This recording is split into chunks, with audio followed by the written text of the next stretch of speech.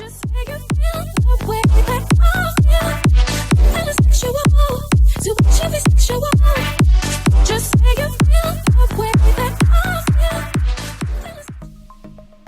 What's going on, guys? It's your boy Worthy Prince coming at ya with another Lords Mobile video.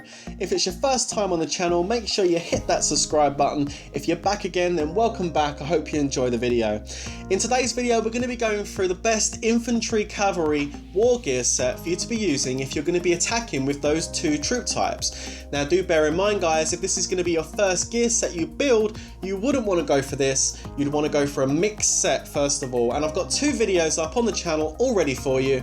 One's pay to play and one's free to play, so make sure you focus on one of those sets first. But if you've already done that and you're looking to specify into two troop types, then this is the third and final video on the channel going into infantry cavalry for the two troop type gear sets. Bit of a tongue twister there. Okay guys, so what I'll say first of all is, you know I like to mix things up, but if you go into the event equipment in the forge, you will see the workshop, you will see that the Untitled Titan set is your infantry cavalry.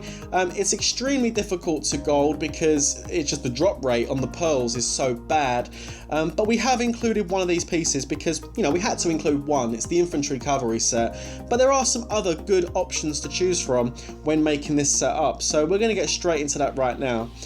So let's start off with the helmet. So first of all, you know, yeah, the beast helm, I know it's quite expensive to get to gold. It's very expensive to get to gold, but there isn't really many choices as far as helmet goes, and this is going to be your best in slot by a long shot. Even at blue, even at purple, it's got really good stats. But if we're looking at the gold stats, we're looking at 30% infantry attack, cavalry's 25%, 15% army max HP, so that's HP for both your infantry and your cavalry, and we've got the 35% travel speed, which is a bonus. So quite difficult though, guys. The bloodsuckers are a pain to come out.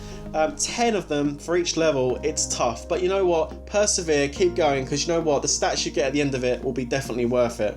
Okay, right, let's move on to the armor piece. Now the armor which we're going to go for this set is going to be the firewall plate.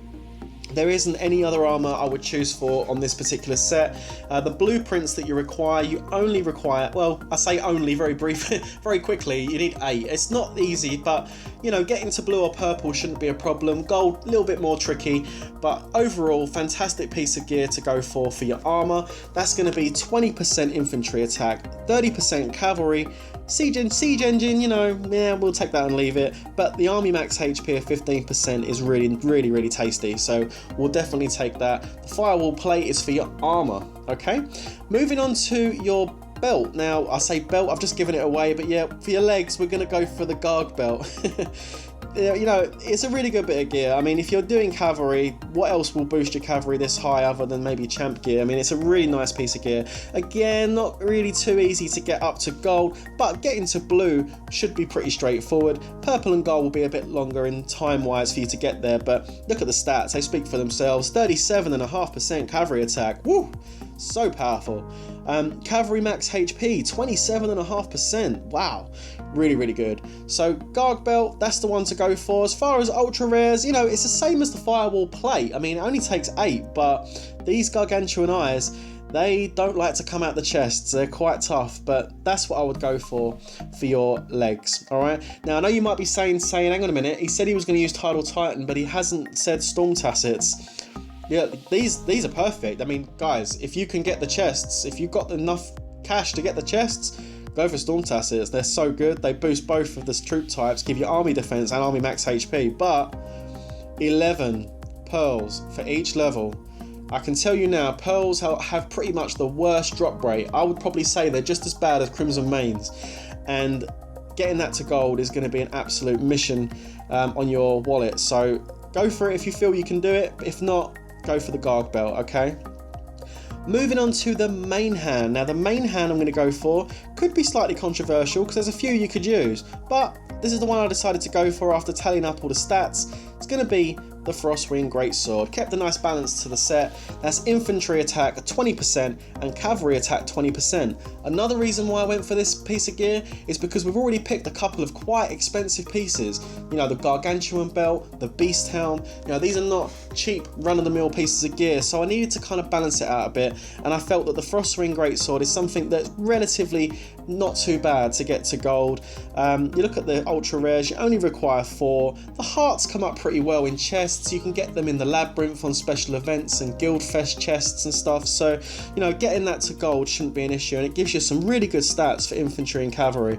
So that's what we're going to go for on the main hand, the Frostwing Greatsword.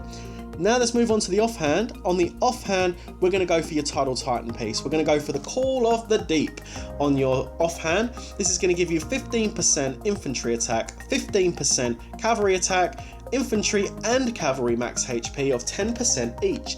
Now the reason I went for this one is because it only requires 2 of those pearls. Like I said, they're really hard to get, so only having 2 at each level should make it a lot easier for you to get up to gold with this piece of gear, because that's where you want to get ideally.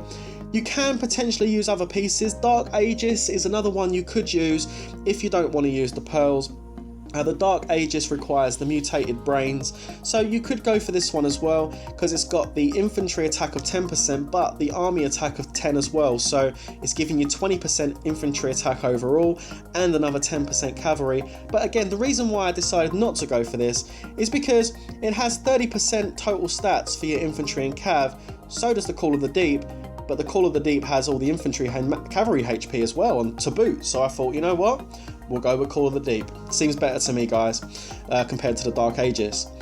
Right, let's move over to the accessories. Now this was tricky because at this point it was getting extremely difficult to balance things out, because with the Garg belt boosting the cavalry attack out of nowhere, I needed something to bring the HP, or the attack should I say, for the infantry up. So this is one gear set where I'm going to double up on things. In fact, guys, I'm going to triple up.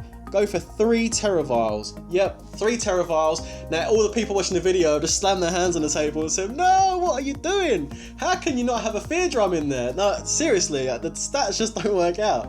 Let's go for 3 Terraviles. Each one is only going to be 1 ultra rare for each Terravile. So 3 pieces of gear, you require 3 gold ultra rares. You know, there's not many other pieces of gear where you can do that, and this is giving you some really good infantry stats. It's giving you 16% infantry attack each, so that's 48% infantry attack on those 3 pieces of gear, plus it's giving you 5% infantry max HP per piece of gear, so 15% max infantry HP. Great, you know, an army defense to, you know, give us a bit extra as well. So 3 Terraviles on this gear set. So that's the gear I would go for, guys, on your infantry cav. As I've made it clear, there are some other pieces that do have more of a stat boost, but again, it just means increasing the cost. If you can do that, then great. If not, don't. Terravile, though, you could switch one out, maybe for a burning scroll. You know, it's possible, but I'm gonna stick with my guns on this one and say 3 Terraviles. So how does that look on the stats, guys? Let's see what that's all doing. So let's jump over to the dressing room and see the gear set in all its glory. So there it is, guys. That's the gear set we're looking at that we've just gone through, and let's take a look over at the stats. So we're looking at 133% on the infantry attack and 127.5 on the cavalry attack. Doesn't have any army attack on this, but with those stats you don't really need it, to be honest. Do bear in mind, guys, this is not including duels, this is not including any of your hero skill point stats, none of your army boosts, nothing. This is just cold hard stats of the gear, and I think that's pretty reasonable, to be fair, for the cost. Bear that in mind, the cost. We've got some expensive stuff here, you know, Beast Helm, Garg Belt, but look at the rest of the stuff. It's relatively easy to get, and that's what I want to do. I want to give you a gear set that you can go back into the game and attain relatively straightforward. You know, I don't want to give you this fantastic set, you go and try and get it, and then you spend a year trying to get it up to gold. You know, no, it's not what I want to do. I want to give you something realistic. So there we go, guys. And also, one other thing, let's just check them HP stats, because we haven't done that yet. The HP on the infantry is going to be coming in at 55%, and your HP for your cav is coming in at 67.5, which is a little bit higher, but I kind of like that because the cavalry attack is slightly lower than the infantry, and giving that extra HP boost I think is pretty cool. Again, you can switch a couple of things out. It's not dead certain. I mean, let's put a fear drum in and see what kind of difference it made. Just out of curiosity while we're here. So let's just skip along. There we go, fear drum. Ooh, no, we don't want that. There we go, fear drum. So what did the fear drum do if we switch it out? So our infantry attack has dropped. That's gone down to 117 from 133, and our cavalry attack's gone up to 143.5. Now, granted, you know, we've got quite a bit more cav attack, but look at the difference between the infantry and the cav. This is why I didn't put a fear drum in, because, you know, there's quite a big gap forming there between inf and cav, and as I've always said to you guys, I like these two troop type sets to be able to be universal. You know, switch it up, maybe put your infantry at the front. Oh no, I need to switch to cav, let's put my cav on the front. And you want to know that you've got an equal balance between your stats. You know, you're not going to have one that's stronger than the other. So that's why I decided not to go with that. That's why I'm going to stick with the 3 Terraviles. I think that's best in slot for this set. So there we go, guys. There you have it.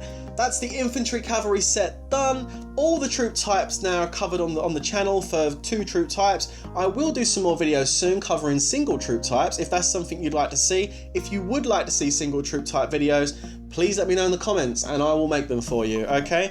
But until the next time, guys, if you've enjoyed yourself, subscribe. If not, I'll see you soon. And for now, peace out.